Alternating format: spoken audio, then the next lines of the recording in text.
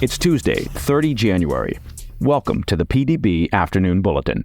I'm Mike Baker, your eyes and ears on the world stage. Let's get briefed.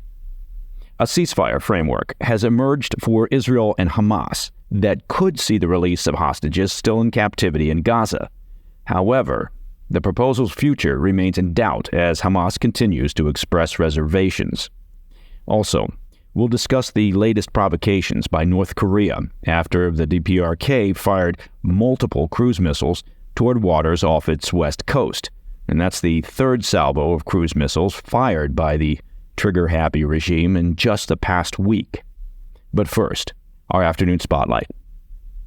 As listeners of the PDB will know, we've been closely following the latest ceasefire negotiations between Israel and Hamas that could see the release of some of the hostages who remain captive in Gaza.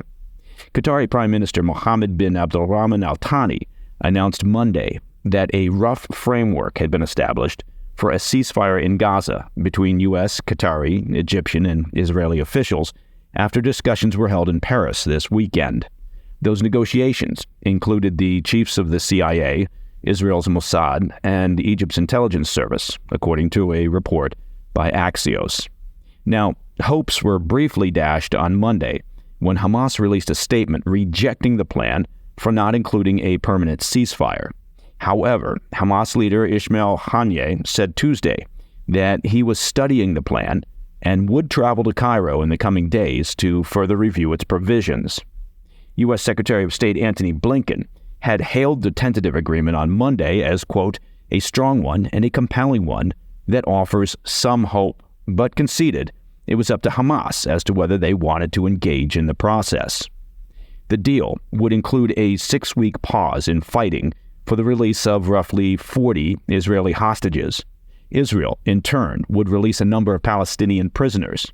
Now, the first phase of hostage releases would include women, men over the age of 60, and those with serious medical conditions.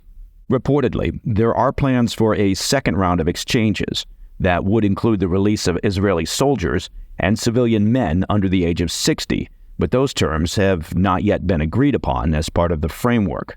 The hope is that any additional releases would extend the ceasefire period in Gaza. A senior Israeli official said, quote, the goal is to enter Phase A with a statement on Phases B and C without closing them down in detail. Whether any deal goes forward hinges on Qatari and Egyptian mediators' ability to persuade Hamas to accept the terms at their upcoming meeting this week in Cairo. Despite the Hamas leader saying that he is reviewing the plan, the Palestinian militant group has made it clear that they are seeking a complete end to Israel's military operations in Gaza and removal of their troops. Haniyeh said, quote, our response to the proposal will be on the basis that the priority is stopping the aggression against Gaza and withdrawing the occupation forces from the Strip. The movement is open to discussing any serious and practical initiatives or ideas, provided that they lead to a comprehensive cessation of aggression, securing the shelter and reconstruction process, lifting the siege, and completing a serious prisoner exchange process, end quote. These demands are unlikely to be met by a resolute Israel. In remarks at a pre-military academy in the West Bank on Tuesday, Israeli Prime Minister Netanyahu vowed a complete victory against Hamas militants in Gaza. Netanyahu said, quote, we will not compromise on anything less than total victory. That means eliminating Hamas, returning all of our hostages, and ensuring that Gaza will no longer pose a threat to Israel.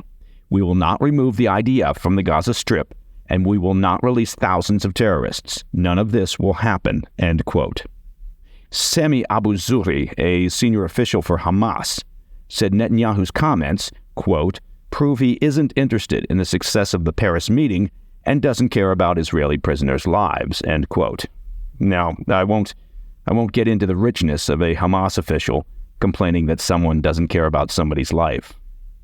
The current framework appears to be a slightly watered-down version of the proposal that kicked off discussions between officials in Paris, which called for the release of the remaining 130 hostages currently held in Gaza in exchange for a ceasefire lasting up to 2 months. Again, U.S. Secretary of State Blinken said on Monday, quote, Hamas will have to make its own decisions. I can just tell you that there is good, strong alignment among the countries involved and that this is a good, strong proposal." End quote. All right, coming up after the break, we'll discuss the latest provocations by North Korea as the Hermit Kingdom continues to aggressively ratchet up tensions in the region. I'll be right back. Welcome back to the Afternoon Bulletin. I want to turn now to the Korean Peninsula, where North Korea continues its recent string of provocative actions aimed at showing off its latest military hardware. Today, the South Korean military reports that the DPRK fired multiple cruise missiles toward waters off its west coast. Now, we don't have many details about the launch yet, but South Korea's Joint Chiefs of Staff told reporters that the country's military is working closely with the U.S. to conduct a detailed analysis. What we do know is that this latest launch is the third salvo of cruise missiles fired by North Korea in just the past week. On Sunday, North Korea leader Kim Jong-un personally supervised the test firings of new cruise missiles designed to be launched from submarines and intended to help the country's Navy deliver a nuclear attack. It's not yet clear whether the water launch on Sunday was conducted from an actual submarine or an underwater barge. According to state-run media, Kim expressed great satisfaction over Sunday's test, noting North Korea's determination to build a, quote, powerful naval force. The state media report added that the North Korean leader separately inspected, quote, the building of a nuclear submarine and discussed issues related to the construction of other new warships. Now, a few days prior, South Korea's military said it detected North Korea firing multiple cruise missiles over waters near the eastern port of Sinpo, where the North has a major shipyard developing submarines. Now, unlike ballistic missiles, which fly at high altitudes, the testing of these cruise missiles is not banned under United Nations sanctions. However, they're still of major significance, as they can carry nuclear warheads and are harder to detect by radar because of the lower altitudes at which they fly. As we've been covering here on the PDB, this all comes as the North continues to heighten tensions with neighboring South Korea, which it now openly refers to as its principal enemy. And that, my friends, is the PDB Afternoon Bulletin for Tuesday, 30 January. If you have any questions or comments, please reach out to me at pdb@thefirsttv.com. I'm Mike Baker. I'll be back tomorrow.